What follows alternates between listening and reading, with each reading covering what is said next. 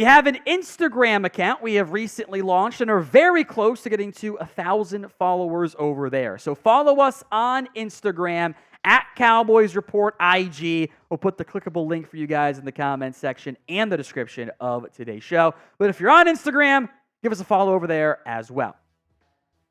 For Mark, I want to see a breakdown of our stars, or who they played, and stats. Include stuff like garbage time, you play better, teams you don't do as well, obviously. I agree. That's also true for almost every player and team. The exceptions there are like Mahomes, Prime Rodgers, your Hall of Fame level players, right? And I don't think any of us would put Dak in that category. I don't think any of us are most of us. I mean, I guess you can't get anyone to agree on anything 100% these days, but that's true for most teams. And that's where I tend to push back against that narrative, because my issue there is that only gets applied to some teams. Like, it kind of doesn't get applied to the Ravens at all. Ravens have the exact same issues. Houston kind of didn't get it applied to them when they beat the Browns. Browns are playing Joe Flacco quarterback. So you can make that argument for almost every team except the teams that win the Super Bowl or make it there. And that's where the Cowboys are. The Cowboys have been a top 10 team pretty much or close to every year the quarterback's been healthy. And that's a good spot to be, but it's not a good enough spot to be.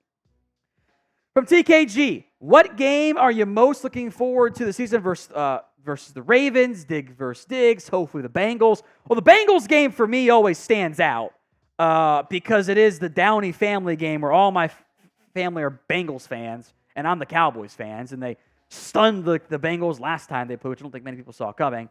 So I think that one always stands out to me. I'm not looking forward to it, but that Niners game matters a lot to me in terms of, like, am I going to allow myself to get my hopes up come January? I think this is still a good football team. I think they're a 10, maybe 11 win team. Better than most, but better than most in a league where more and more it's all about championship or bust. It isn't good enough. It's not bad. I want to emphasize that part. We should not be calling the Cowboys trash. They're not trash. But the results have been disappointing.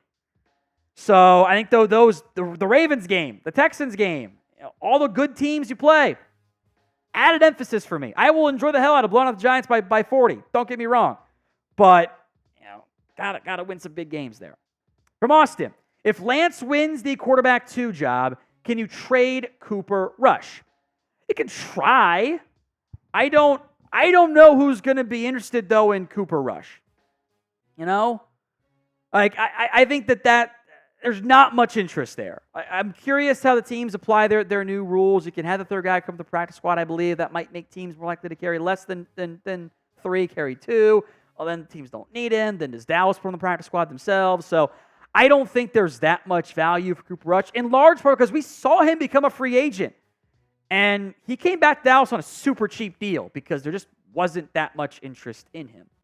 So what draft pick do you believe Cooper Rush is worth? Not what Dallas would accept. What do you think he is worth in a hypothetical trade? It's the pinned comment on today's show. So if the ad comes here on YouTube, take advantage of it. Head down there and let me know. For Mark, thing with Dak is he is good enough to win, but needs lots of help.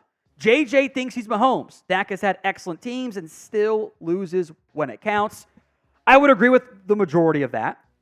He is a top 10 quarterback. Wherever you want to rank him top 10, I don't care about arguing over the minutia, whatever. And if you don't think he's top 10, you're whatever. I'm not going to waste my time arguing there either. He does need help. And this is not Mahomes or Josh Allen or whatever. And I think there's a tangible difference between how the Cowboys have run their supporting cast and how the Eagles have run their supporting cast. And I'd still put them in the conspiracy theory bucket of Jerry's just setting up excuses and the Jones boys are going to say it's the quarterback fault, it's the head coach fault, it's never our fault. Add some credence when they just don't make any moves.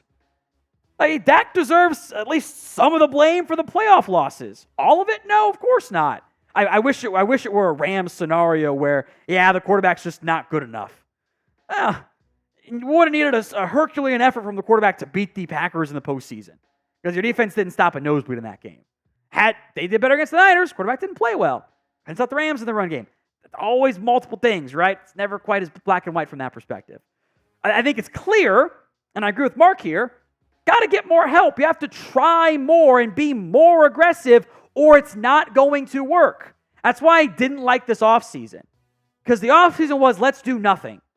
It is the definition of insanity. It's not going to work. The Cowboys didn't get better on paper. They didn't make moves to make themselves better. They're just hoping this time we get super lucky. And look, luck's been against them in the playoffs.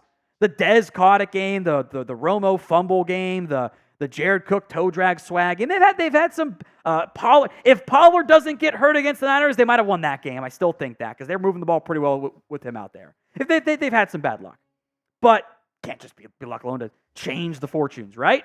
So I agree with a lot of that, Mark. Today's show is made possible by Prize Picks. Go to prizepicks.com/CLNS and use code CLNS for a first deposit match up to $100. With Prize Picks, you can turn $10 into $1,000 in a single game watching your favorite sport this summer. You can make a Prize Picks lineup in as little as 60 seconds. You pick more or less on 2 to 6 player stat projections. Boom, you're locked in. Prize Picks is America's #1 fantasy sports app with over 5 million active members. So get in on the daily action with your friends and enjoy your sports watching experience a little bit more. They've got basketball, they've got baseball, even esports as well. It is available in 30 states across the country, including California, Texas, and Georgia. Here's my NFL season-long Prize Pick slate. I am doing the flex play because I find the flex play to be more valuable. It's a lower payout, but I can still get one wrong. All the numbers here, the Mahomes passing yards, the Dak passing yards, the Lamb receiving yards, or the Lamb touchdowns, and the Micah sacks are all less than what they had previously, or last season. So it's just you're picking them to stay healthy. I like that. I like that pick. So again, folks, go to prizepicks.com/CLNS and use code CLNS for a first deposit match up to $100 when you download the app today. Pick more, pick less. It's that easy. From Ted, like the movie, and I guess now the TV show. If Shanahan couldn't make Trey Lance look good, who can? This is a valid question mark, right? This is fair to wonder about. And maybe it just wasn't the right system for him, or the timing wasn't right, or Brock Purdy really was just that good. I think that is a very, very valid concern. So that's something we have to acknowledge and bring up, right? If Shanahan couldn't make Trey Lance work, or look good, then who could? Mike had the guru tag early on in his career. Maybe it's him. Maybe it's not. That's why the preseason matters so much this upcoming season. So do you believe in Trey Lance? Y for yes, N for no. Go ahead and sound off for me in the comments section of today's show. Y or N. Ecuador man, I pay $100 million for Dak's rings. Oh wait, 0 rings. Again, this is how it tends to go. It's a championship or bust mentality. I get that, especially when it's been almost 30 years now of no championships. My issue there is you kind of whittle down your field to like 2 guys. There's not very many quarterbacks who fit that mold. And all of a sudden, then what do you do if it's not one of those guys? From Brian Perry, can the Cowboys sign Lamb soon? I hope so. It would be nice, as far as I'm concerned, to get that deal done as soon as possible, because in the end, it would save you money. We've had a lot of conversation on that Dak stuff. None of this would be a conversation if the Cowboys had operated with urgency. If they had found a way to just take care of business and get that squared away. If they had done it with urgency, they'd be paying a lot less and be in better shape. Just putting that out there.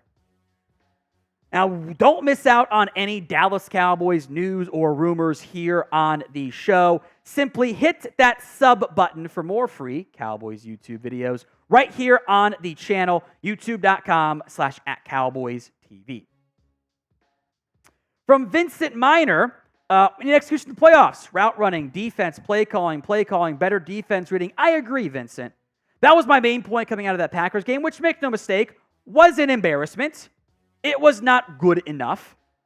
But they needed better play across the board. That's why I put a lot of the blame on Big Mike, because I thought, if you had handled your business better, I think when everything's bad, it's probably at least a partial indictment on the coaching staff.